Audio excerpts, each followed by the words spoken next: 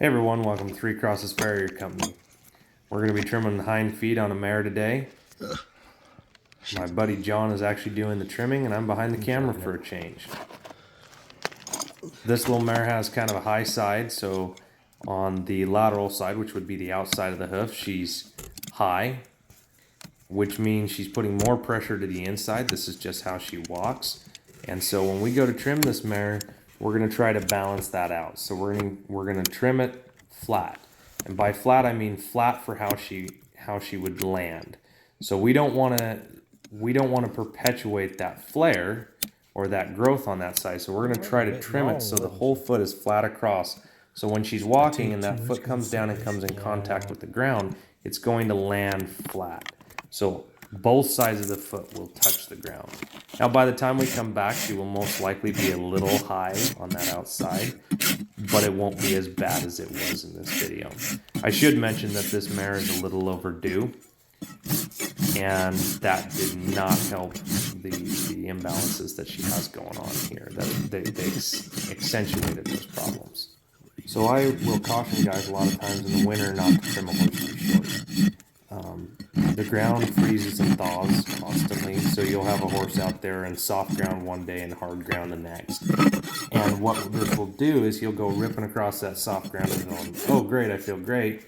Then he'll go ripping across the ground when it's hard and he'll bruise his sole. And then he'll abscess, potentially. Sometimes they won't, sometimes it's just a sole bruise. But I get multiple calls every year of a horse that running across the ground hit a hard spot and bruised his sole, and it either turned into a really bad stone bruise and he's lame from that, and or it actually turns into an abscess. It's one of the most common things we see in the winter. So on a horse like this that's super long, when you remove all that extra hoof that she had, it exposes hoof that hasn't been doing what it's supposed to for the last few months. Yeah. It hasn't been hitting the ground, so it doesn't have any callus. So I will caution guys and say, hey, don't trim them too aggressively. Otherwise, don't usually get to be on. You could have that horse abscess. And John here, he knows this in and out. He's been shoeing horses longer than I have and is really good at it as well. But it's something to note when we trim horses in the winter. Sometimes you'll forget that it's icy and cold. And the other thing in this video that you'll notice is that I haven't swung the feet forward on the jack and wrapped them from the top down. We did do this, it just didn't get filmed on this particular day. It had been a really long day. We'd done around 20 head of horses on this particular day.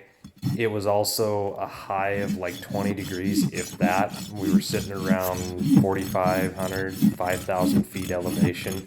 Super cold day, super long day.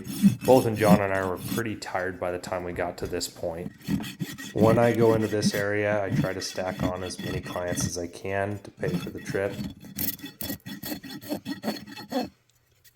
Well, that'll about do it. Thanks for watching. Like and subscribe. Let us know what you think in the comments.